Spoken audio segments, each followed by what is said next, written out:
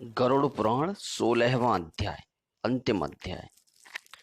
इस अध्याय में श्री भगवान गरुड़ जी को मनुष्य शरीर प्राप्त करने की महिमा, धर्माचरण ही मुख्य कर्तव्य, शरीर और संसार की दुखरूपता तथा नश्वरता, मोक्ष धर्म निरूपण, इनके विषय में बताते हैं।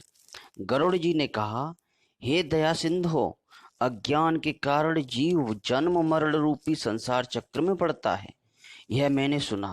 अब मैं मोक्ष के सनातन उपाय को सुनना चाहता हूँ।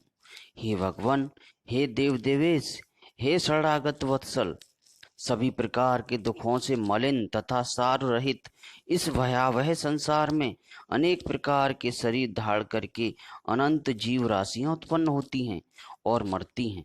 उनका कोई अंत नहीं है। ये सभी सदा दुख से पीड़ित रहते हैं। इन्हें कहीं सुख नहीं प्राप्त होता।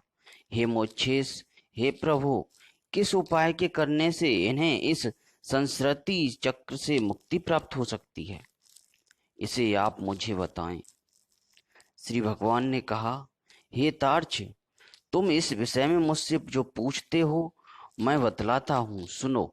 जिसके सुनने मात्र से मनुष्य संसार से मुक्त हो जाता है, वह परब्रह्म परमात्मा निष्कल अर्थात कला रहित परब्रह्म स्वरूप, शिव स्वरूप, सर्वज्ञ, सर्वकर्ता, सर्वेश्वर, निर्मल तथा अदय अर्थात द्वैत भाव रहित है। वह परमात्मा स्वतः प्रकाश है, अनादि है, अनंत, निर्विकार, परात्पर, निर्गुण तथा सत्य चित्त आनंद स्वरूप है। यह जीव उसी का अंश है। जैसे अग्नि से बहुत से स्फुलिंग अर्थात चिंगारियां निकलते हैं, उसी प्रकार अनादिकालीन अविद्या से युक्त होने के कारण अनादिकाल से किए जाने वाले कर्मों के परिणाम स्वरूप देह आदि उपाधि को धारण करके जीव भगवान से पृथक हो गए हैं। वे जीव प्रत्येक जन्म में पुण्य और पाप रूप सुख दुख प्रदान करने वाले कर्मों से नियंत्रित होकर ततत जाति के योग से देह अर्थात शरीर, आयु और कर्मानुरोधी भोग प्राप्त करते हैं। हे खग, इसके पश्चात भी पुनः वे अत्यंत सूक्ष्म लिंग शरीर प्राप्त करते हैं और यह क्रम मोक्ष पर्यंत स्थित रहता है। ये जीव कभी स्थावर अर्थात वृक्ष, लता आदि जड़ योनियों में, पुनः कृमि योनियों में, तदनंतर जलचर, पक्षी और पशु योनियों को प्राप्त करते हुए मनुष्य योनि प्राप्त करते हैं। फिर धार्मिक मनुष्यों के रूप में और पुनः देवता तथा देव योनि के पश्चात क्रमशः मोक्ष प्राप्त करने के अधिकारी होते हैं। उद्दिज, अंडज, स्वेदज और पिंडज अर्थात जरायुज, इन चार प्रकार के शरीरों को सहस्त्रों बार धारण करके उनसे मुक्त होकर सुकृतवश पुण्य प्रभाव से जीव मनुष्य शरीर प्राप्त करता है और यदि वह ज्ञानी हो जाए तो मोक्ष प्राप्त कर लेता है। जीवों की 84 लाख योनियों में मनुष्य योनि के अतिरिक्त अन्य किसी भी योनि में तत्वज्ञान प्राप्त नहीं होता। पूर्वोक्त विभिन्न योनियों में हजारों हजार करोड़ों बार जन्म लेने के अनंतर उपार्जित पुण्य पुंज के कारण कदाचित मनुष्य योनि प्राप्त होती है। मोक्ष प्राप्ति के लिए सोपान भूत यह दुर्लभ मनुष्य शरीर प्राप्त करके इस संस्कृति चक्र से जो अपने को मुक्त नहीं कर लेता, उससे अधिक पापी और कौन होगा। उत्तम मनुष्य शरीर में जन्म प्राप्त करके और समस्त सौष्ठ संपन्न अविकल इंद्रियों को प्राप्त करके जो व्यक्ति अपने हित को नहीं जानता, वह ब्रह्म घातक होता है। शरीर के बिना कोई भी जीव पुरुषार्थ नहीं कर सकता। इसीलिए शरीर और धन की रक्षा करता हुआ इन दोनों से पुण्योपार्जन करना चाहिए। मनुष्य को सर्वदा अपने शरीर की रक्षा करनी चाहिए, क्योंकि शरीर सभी पुरुषार्थों का एकमात्र साधन है। इसलिए उसकी शरीर रक्षा का उपाय करना चाहिए। जीवन धारण करने पर ही व्यक्ति अपने कल्याण को देख सकता है। गांव, क्षेत्र, धन, घर और शुभ अशुभ कर्म पुनः पुनः प्राप्त हो सकते हैं, किंतु मनुष्य शरीर पुनः पुनः प्राप्त नहीं हो सकता। इसलिए बुद्धिमान व्यक्ति सदा शरीर की रक्षा का उपाय करते हैं। कुष्ठ आदि के रोग भी रोगी भी अपने शरीर को त्यागने की इच्छा नहीं करते। शरीर की रक्षा धर्माचरण के उद्देश्य से और धर्माचरण ज्ञान प्राप्ति के उद्देश्य से उसी प्रकार ज्ञान ध्यान एवं योग की सिद्धि के लिए और फिर ध्यान योग से मनुष्य अविलंब मोक्ष प्राप्त कर लेता है। यदि मनुष्य स्वयं ही अपने आत्मा का हित से निवारण नहीं कर लेता तो आत्मा का दूसरा कौन हितैषी होगा जो आत्मा को तारेगा। जो जीव मनुष्य के शरीर में रहकर इसी जन्म में नरक रूपी व्याधि की चिकित्सा नहीं कर लेता, वह परलोक में जाने पर जहाँ औषध नहीं प्राप्त है, नरक व्याधि से पीड़ित होने पर फिर क्या कर सकेगा। वृद्धावस्था व्याघ्री अर्थात वाघिन के समान सामने खड़ी है। फूटे हुए घड़े से गिरने वाले जल की भांति प्रतिक्षण आयु समाप्त होती जा रही है। रोग शत्रु की भांति प्रहार कर रहे हैं। अतः श्रेय प्राप्ति के लिए जीव को अभ्यास करना चाहिए। जब तक दुख प्राप्त नहीं होता, जब तक आपत्तियां घेर नहीं लेती और जब तक इंद्रियों में वैकल्य अर्थात शिथिलता नहीं आ जाता, तब तक श्रेय प्राप्ति के लिए अभ्यास करते रहना चाहिए। जब तक यह शरीर है तभी तक तत्व ज्ञान का अभ्यास करना चाहिए। भवन में आग लग जाने पर कौन ऐसा दुर्बुद्धि मनुष्य है जो कुआं खोदना प्रारंभ करता है। बहुविध सांसारिक कार्य प्रपंचों में व्यस्त रहने के कारण काल का ज्ञान नहीं होता। यह क्लेश की बात है कि मनुष्य अपने सुख दुख और हित की बात को नहीं समझता। संसार में जीवों को उत्पन्न होते हुए, रोग आदि से दुखी होते हुए, मृत्यु प्राप्त करते हुए और आपत्तिग्रस्त तथा दुखी देखकर भी सांसारिक मनुष्य मोह रूपी मदिरा को पीकर पूर्वोक्त जन्म मरणादि रूपी विविध क्लेशों से कभी भी भयभीत नहीं होता। भौतिक संपत्ति स्वप्न के समान नश्वर क्षण भंगुर है। यौवन भी पुष्प के समान मुरझा जाने वाला है। आयु बादलों में चमकने वाली बिजली के समान चंचल है।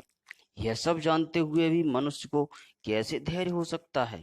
एक तो मनुष्य की 100 वर्ष की आयु ही बहुत थोड़ी है, उसमें भी निंद्रा और आलस्य के वशीभूत होकर उसका आधा भाग बीत जाता है और जो शेष है वह भी बाल्यावस्था रोग और जरा में होने वाले दुख से चला जाता है और जो थोड़ा बचा वह भी निष्फल ही बीत जाता है। प्रारंभ करने योग्य कार्य के विषय में जो उद्योग नहीं करता और जहाँ ब्रह्म चिंतन आदि में जागरूक रहना चाहिए वहाँ वह सोता रहता है। इसके विपरीत जहाँ सदा सदा वह विद्यमान है उस संसार में वहाँ वह विश्वस्त है। ऐसा जो मनुष्य है वह अभागा क्यों नहीं मारा जाएगा। जल में उठने वाले फैन के समान अतीव क्षणभंगुर देह को प्राप्त करके जीवात्मा उसमें स्थित रहता है। यह शरीर ही उसको प्रिय संवास के रूप में प्रतीत होता है, किंतु इस अनित्य शरीर में जीवात्मा निर्भय होकर कैसे रह सकता है जो अहित करने वाले विषय भोगों में ही हितबुद्धि रखता है तथा अनिश्चित पुत्र कलह देह गेहादि को स्थायी समझता है और भौतिक धन संपत्ति आदि अनर्थकारी वस्तुओं में जो अर्थ बुद्धि रखता है वह अपने परमार्थ को नहीं जानता। जो यह जगत किसी का नहीं है, नहीं हुआ ऐसा देखते हुए भी गिर रहा है और आत्मज्ञान विषय वचनों को सुनते हुए भी जिसे बोध नहीं होता, पढ़ करके भी उसका अर्थ नहीं समझता। ऐसा इसलिए होता है कि जीव भगवान की माया से मोहित है। मृत्यु रोग जरा रूपी ग्रहों के द्वारा गंभीर काल सागर में डूबते हुए इस जगत को कोई भी नहीं जान पाता। प्रतिक्षण क्षीण होते हुए बीतते हुए इस काल की सूक्ष्म गति को जीव वैसे ही नहीं जान पाता जैसे कच्चे घड़े में स्थित जल के विगलित होने का ज्ञान नहीं हो पाता। कदाचित वायु का बांधना संभव हो सकता, आकाश को खंड खंड करने की और तरंगों के गुफन की कल्पना भी संभव हो सकती, परंतु आय के शाश्वत होने की आस्था कथमित संभव नहीं हो सकती। जिस काल के द्वारा पृथ्वी जल जाती है, मेरु पर्वत भी चूर चूर हो जाता है, सागर का जल भी सूख जाता है, उस काल से मनुष्य शरीर की रक्षा की क्या कथा। मेरा पुत्र मेरी पत्नी मेरा धन मेरे बांधव इस प्रकार मैं करते हुए मनुष्य रूपी बकरे को हठ पूर्वक काल रूपी भेड़िया मार डालता है। यह मैंने कर लिया, यह करना शेष है, यह दूसरा कार्य अभी कुछ करना बाकी है। इस प्रकार की इच्छा से युक्त मनुष्य को यमराज अपने वश में कर लेते हैं। कल किए जाने वाले कार्य को आज, अपराह्न में किए जाने वाले कार्य को पूर्वाह्न में ही कर लेना चाहिए, क्योंकि मनुष्य ने अपना कार्य कर लिया है अथवा नहीं, इसकी प्रतीक्षा मृत्यु नहीं करती। वृद्धावस्था जिसको रास्ता दिखाने वाली है, अत्युग्र रोग ही जिसके सैनिक हैं, ऐसे मृत्यु रूपी शस्त्र के तुम सन्मुख स्थित हो, फिर उस प्रबल शस्त्र से रक्षा करने वाले परमात्मा की ओर क्यों नहीं देखते, अर्थात उनकी ओर उन्मुख क्यों नहीं होते। तृष्णा रूपी सूल में विंधे हुए और विषय वासना रूपी घी से सींचे हुए तथा राग देश रूपी अग्नि में पके हुए मनुष्यों को मृत्यु खा जाती है। यह जगत ऐसा है कि इसमें मृत्यु बालकों, युवकों, वृद्धों और गर्भस्थ जीवों सभी को ग्रस लेती है। जब जीव अपनी देह को भी यहीं छोड़कर यमलोक को चला जाता है, तो फिर स्त्री, माता, पिता और पुत्र आदि से किस प्रयोजन से संबंध स्थापित किया जाए। यह संसार दुख का मूल कारण है। इसीलिए इस संसार से जिसका संबंध है वही दुखी है, और जिसने इस जगत का त्याग किया वही मनुष्य सुखी है। दूसरा कोई भी कहीं भी सुखी नहीं। यह संसार सभी प्रकार के दुखों का उत्पत्ति स्थान है, सभी आपत्तियों का घर है और सभी पापों का आश्रय स्थान है। इसलिए ऐसे संसार को क्षण मात्र में त्याग देना चाहिए। लौह एवं लकड़ी से बने हुए पासों से बंधा हुआ मनुष्य मुक्त हो सकता है, किंतु पुत्र और पत्नी रूपी पासों से बंधा हुआ मनुष्य कभी भी मुक्त नहीं हो सकता।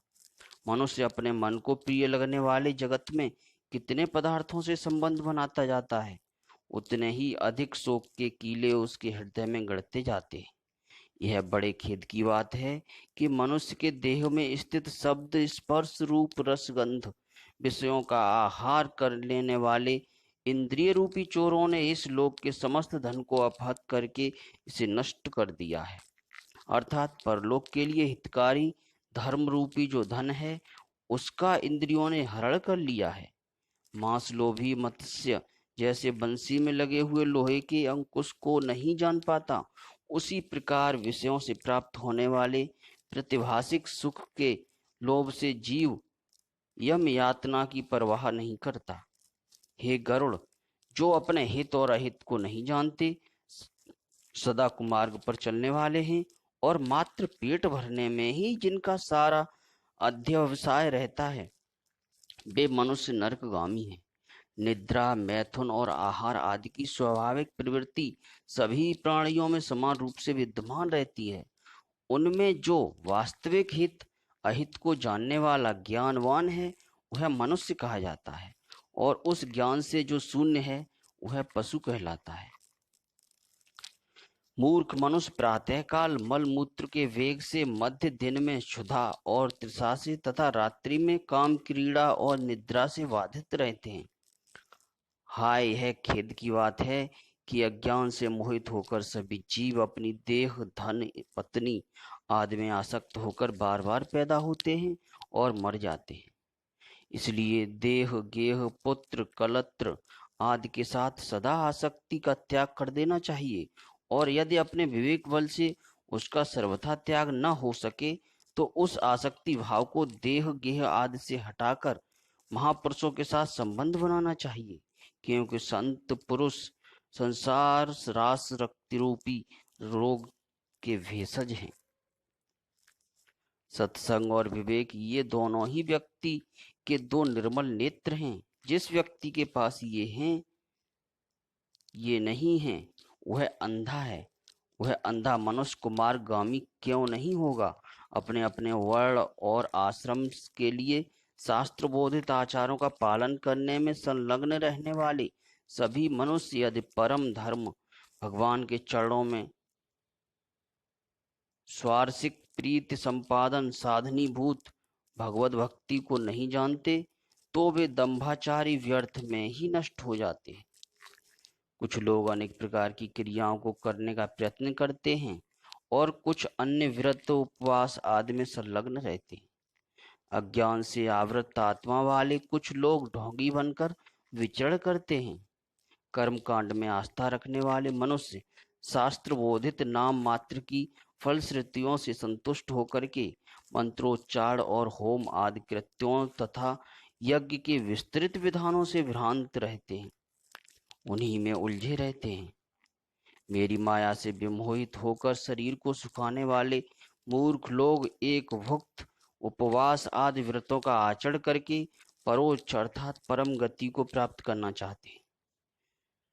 शरीर को दंड देने मात्र से क्या अविवेकी पुरुषों को मुक्ति प्राप्त हो सकती है? वाल्मीकि अर्थात भावी को ताड़न करने मात्र से क्या कहीं महासर्प की मृत्यु होती है? बड़ी लंबी जटाओं के भार को ढोने वाले और मृग चर्म आदि से युक्त दाम्भिक पुरुष अर्थात साधु पुरुषों का वेश धारण करके ज्ञानी की भांति ही लोक में भ्रमण करते हैं और लोगों को भी भ्रमित करते हैं। सांसारिक सुख अर्थात विषयासक्ति में आसक्त जो व्यक्ति मैं ब्रह्म ज्ञानी हूं ऐसा कहता है, वह कर्म मार्ग तथा ब्रह्म मार्ग दोनों मार्गों से भ्रष्ट हो जाता है। उसे चांडाल की भांति छोड़ देना चाहिए। संसार में, घर में और अरण्य में लज्जा त्याग कर समान रूप से नग्न होकर गर्दभ आदि पशु भी विचरण करते हैं, तो क्या इस आचरण से वे संसार से विरक्त हो जाते हैं? यदि मिट्टी और भस्म के धारण करने मात्र से मनुष्य मुक्त हो जाए तो मिट्टी और भस्म में शयन करने वाला वह कुत्ता भी क्या मुक्ति प्राप्त कर लेगा? घास पात और जल का आहार करने वाले तथा निरंतर जंगल में निवास करने वाले श्रृंगाल, चूहे तथा मृग आदि पशु भी क्या तपस्वी योगी हो जाते हैं? अर्थात अन्न छोड़ देने, ग्राम या नगर में निवास छोड़कर वन में रहने मात्र से कोई सन्यासी नहीं हो जाता। मंडूक अर्थात मेढक और मत्स्य आदि जलचर जीव जन्म से लेकर मृत्यु पर्यंत गंगा आदि नदियों में निवास करते हैं, तो क्या वे योगी हो जाते हैं? कबूतर सिलवृत्ति अर्थात कंकड़ का आहार करने वाले हैं तथा चातक कभी भी भूमि पर स्थित जल को नहीं पीते, तो क्या इससे वे वृत्ति हो जाते हैं?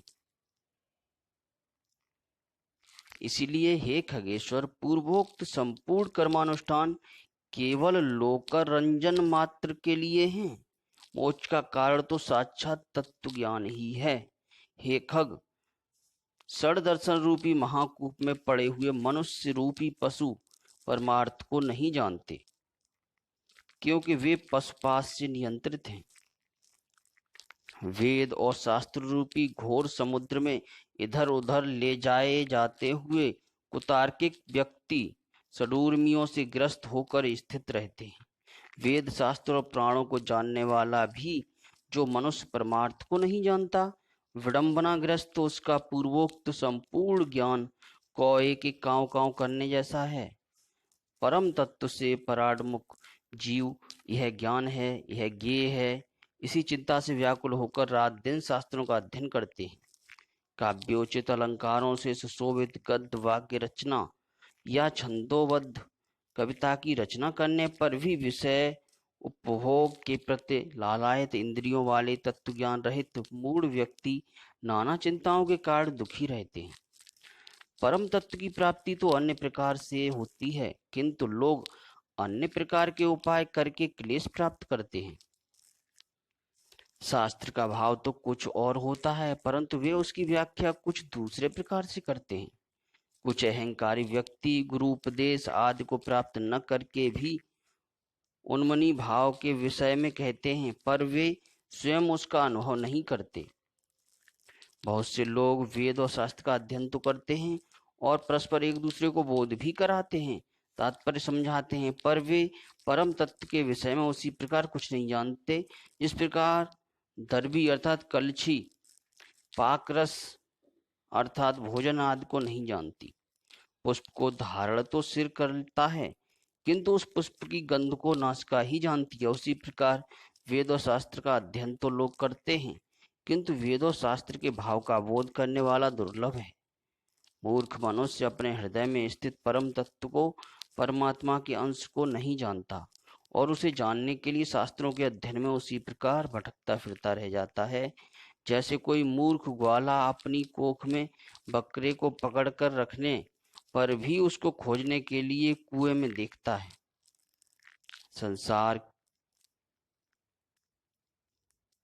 संसार के मोह का नाश करने के लिए शास्त्र के शब्दों के अर्थ को जानना मात्र पर्याप्त नहीं है। दीपक की बात से कभी भी अंधकार की निवृत्ति नहीं हो सकती। बुद्धिहीन मनुष्य का पढ़ना अंधे व्यक्ति के दर्पण देखने के समान व्यर्थ है। अतः बुद्धिमान व्यक्ति को ही शास्त्रीय तत्व ज्ञान का लक्षण हो सकता है, अर्थात बुद्धिमान को ही तत्व ज्ञान लक्षित हो सकता है। जो यह ज्ञान यहाँ है इसे जानना चाहिए। इस प्रकार बुद्धि करके शास्त्र में प्रतिपाद सब कुछ सुनना चाहता है, वह 1000 दिव्य वर्षों की आयु प्राप्त करके भी शास्त्रों का अंत प्राप्त नहीं कर सकता। अनेक शास्त्र हैं, आयु अत्यल्प है जिसमें करोड़ों विघ्न हैं। इसलिए जैसे हंस जल के मध्य से दूध को ग्रहण कर लेता है, उसी प्रकार बुद्धिमान व्यक्ति को भी शास्त्र के सार तत्व का ज्ञान प्राप्त करना चाहिए। वेद शास्त्रों का अभ्यास कर वहां से तत्व ज्ञान प्राप्त करके बुद्धिमान मनुष्य को चाहिए कि जैसे धन चाहने वाला व्यक्ति धान ग्रहण करके पलाल पुआल को छोड़ देता है, उसी तरह उसे भी अन्य सभी शास्त्रों को छोड़ देना चाहिए। जैसे अमृत से तृप्त व्यक्ति के लिए भोजन की कोई आवश्यकता नहीं होती, उसी प्रकार हितार्थ तत्वज्ञ को शास्त्र से कोई प्रयोजन नहीं होता। हे विंतात्मज, हे विंता पुत्र, न वेदाध्ययन से मुक्ति प्राप्त होती है और न शास्त्रों के अध्ययन से ही। मोक्ष की प्राप्ति ज्ञान से ही होती है, किसी दूसरे उपाय से नहीं। जिस प्रकार मुक्ति के लिए न तो आश्रम धर्म का अनुष्ठान कारण है, न दर्शनों का अध्ययन कारण है, उसी प्रकार श्रौत स्मार्त कर्म भी कारण नहीं है। मात्र ज्ञान ही मोक्ष का उपाय है और कोई भी नहीं। गुरु का वचन ही मोक्ष देने वाला है, अन्य सब विद्याएं विडंबना मात्र हैं। लकड़ी के हजारों भारों की अपेक्षा एक संजीवनी ही श्रेष्ठ है। कर्मकांड और वेद शास्त्र आदि के अध्ययन रूपी परिश्रम से रहित केवल गुरुमुख से प्राप्त अद्वैत ज्ञान ही कल्याणकारी कहा गया है। अन्य करोड़ों शास्त्रों को पढ़ने से कोई लाभ नहीं। वेद आदि आगम शास्त्रों का अध्ययन तथा विवेक, इन दो साधनों से ज्ञान की प्राप्ति होती है। आगम से शब्द ब्रह्म का ज्ञान नहीं होता और विवेक से परब्रह्म का ज्ञान प्राप्त न होता है। कई विद्वान अद्वैत को वास्तविक परम तत्व स्वीकार करते हैं और कुछ अन्य विद्वजन द्वैतत्व तत्व की ही प्रतिष्ठा चाहते हैं, किंतु द्वैत और अद्वैत से पृथक सभी के लिए समान रूप से स्वीकार परम तत्व को कोई नहीं जानता। न मम मेरा नहीं है और मम मेरा है, ये दो पद भावनाएं ही बंधन और मोक्ष के कारण हैं। देह गेह और पुत्र कलत्र आदि में मम बुद्धि करने से प्राणी बंधन को प्राप्त होता है और मेरा नहीं है इस प्रकार की भावना करने से मुक्त होता है। कर्म वही है जो बंधन का हेतु नहीं होता तथा विद्या वही है जो मोक्ष प्रदान करा दे, और इससे अतिरिक्त कर्म केवल श्रम मात्र के हेतु हैं जो शरीर के लिए क्लेशप्रद हैं, तथा अन्य प्रकार की विद्या शिल्प चातुर्य मात्र है। जब तक कर्म किए जाते हैं, जब तक संसार में आसक्ति रहती है, जब तक इंद्रियों का चंचल्य बना रहता है, तब तक तत्व ज्ञान की बात ही कहाँ हो सकती है। जब तक देहाभिमान, देह को अपना स्वरूप मानना है, जब तक ममता रहती है, जब तक प्रयत्नों का वेग रहता है, जब तक संकल्प की कल्पना होती रहती है, जब तक मन स्थिर नहीं हो जाता, जब तक शास्त्र का चिंतन नहीं किया जाता तथा जब तक गुरु की कृपा नहीं प्राप्त होती, तब तक तत्व ज्ञान की चर्चा ही कहाँ होती है। तप, व्रत, तीर्थ, जप, होम और पूजा आदि सत्कर्मों का अनुष्ठान तथा वेद, शास्त्र और आगम की कथा तभी तक उपयोगी हैं जब तक जीव को तत्व ज्ञान प्राप्त नहीं हो जाता। इसलिए हे तार्क्ष, यदि आपने मोक्ष की इच्छा हो तो सर्वदा संपूर्ण प्रयत्नों का सभी अवस्थाओं में निरंतर अनुष्ठान करके तत्व ज्ञान की प्राप्ति में संलग्न रहना चाहिए। जो प्राणी आधि भौतिक, आधि दैविक, आध्यात्मिक तापत्रय से सदा संतप्त रहता है, उसे मोक्ष वृक्ष की छाया का आश्रय करना चाहिए। जिस मोक्ष वृक्ष का पुष्प धर्म और ज्ञान स्वरूप है तथा फल स्वर्ग एवं मोक्ष है, पिता उसको सतपुत्र प्रदान करता है, पितामह उसे गोधन देते हैं, उसके प्रपितामह उसे बहुविध धन संपत्ति प्रदान करते हैं और बुद्ध प्रपितामह तृप्त होकर विपुल अन्न आदि प्रदान करते हैं। इस प्रकार श्राद्ध से तृप्त होकर सभी पितर पुत्र को वांछित फल देते हैं और धर्म मार्ग से धर्मराज के प्रसाद में जाकर वे धर्मराज की सभा में आदर पूर्वक विराजमान रहते हैं।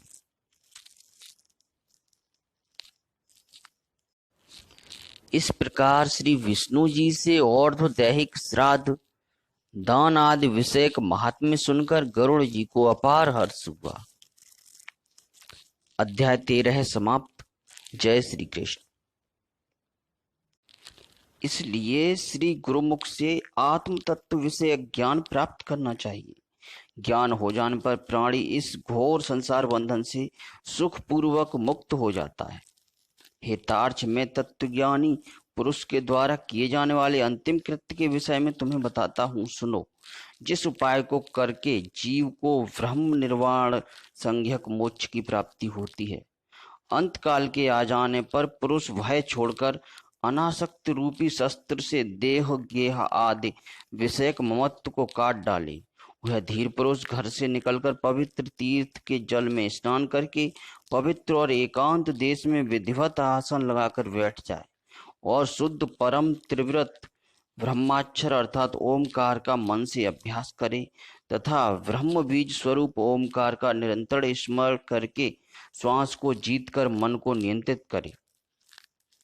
बुद्धि रूपी सारथी की सहायता से मन रूपी लगाम के द्वारा इंद्रियों को विषयों से निगृहित कर ले और कर्मों के द्वारा आक्षिप्त मन को बुद्धि की सहायता से शुभ अर्थ में अर्थात परम ब्रह्म के चिंतन में लगा दे। मैं ब्रह्म हूँ, मैं परम धाम हूँ और परम पद रूपी ब्रह्म मैं हूँ, ऐसी समीक्षा करके अपनी आत्मा को निष्फल परमात्मा में लगा दे और ओम इस एकाक्षर ब्रह्म का उच्चारण करता हुआ तथा मेरा स्मरण करता हुआ जो मनुष्य देह त्याग करता है वह इस संसार से तर जाता है और परम गति प्राप्त करता है। मान और मोह से रहित तथा आसक्ति उत्पन्न करने वाले दोषों को जीत लेने वाले, नित्य अध्यात्म चिंतन करने वाले, सभी प्रकार की कामनाओं से निवृत्ति प्राप्त कर लेने वाले, सुख दुख आदि द्वंद्वों से मुक्त ज्ञानी पुरुष उस शाश्वत अविनाशी परम पद को प्राप्त होते हैं। जो व्यक्ति राग और द्वेष रूपी मलों का अपहरण करने वाले ज्ञान रूप जलाशय और सत्य स्वरूप जल वाले मानस तीर्थ में स्नान करता है वह मोक्ष प्राप्त कर लेता है। जो प्रौढ़ वैराग्य को धारण करके अन्य भावों का परित्याग कर केवल मद विषयक भावना के द्वारा मेरा भजन करता है, ऐसा पूर्ण दृष्टि रखने वाला अमलांतरात्मा संत ही मोक्ष को प्राप्त होता है। तीर्थ में मृत्यु हो जाए इस उत्कंठा से उत्सुक होकर जो अपने घर का परित्याग करके तीर्थ में निवास करता है वह मुक्ति क्षेत्र में मरता है, वही मोक्ष प्राप्त करता है। अयोध्या, मथुरा, माया अर्थात कनखल, हरिद्वार, काशी, कांजी, अविंतिका और द्वारावतीपुरी ये 7 पुरियां मोक्ष देने वाली हैं। हे तार्क्ष, मैंने सनातन मोक्ष धर्म को तुम्हें बता दिया। ज्ञान और वैराग्य के सहित इसे सुनकर पुरुष मोक्ष प्राप्त करता है। तत्वज्ञ पुरुष मोक्ष प्राप्त करते हैं। सकाम धर्मानुष्ठान करने वाला धार्मिक पुरुष स्वर्ग को प्राप्त होते हैं। पापियों की दुर्गति होती है और पशु पक्षी आदि पुनः पुनः जन्म मरण रूपी संसार में भ्रमण करते हैं। इस प्रकार सभी शास्त्रों का सारोद्धार मैंने 16 अध्यायों में कह दिया। अब और क्या सुनना चाहते हो? गरुड़ जी ने भगवान के श्रीमुख से ऐसा वचन सुनकर उन्हें बार बार प्रणाम करके अंजलि बांधकर इस प्रकार कहा।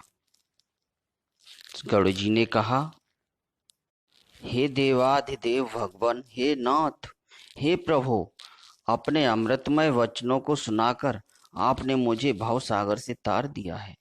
अब मेरा संदेह समाप्त हो गया और मैं कृतार्थ हो गया हूँ, इसमें संशय नहीं। ऐसा कहकर गरुड़ जी मौन होकर भगवत ध्यान परायण हो गए। स्मरण करने से जो दुर्गति का हरण कर लेते हैं, पूजन और यज्ञ के द्वारा जो सद्गति प्रदान करते हैं और अपनी परम भक्ति के द्वारा जो मुक्ति प्रदान करते हैं, वे हरि मेरी रक्षा करें। अध्याय 16 समाप्त। यह गरुड़ पुराण का अंतिम अध्याय था।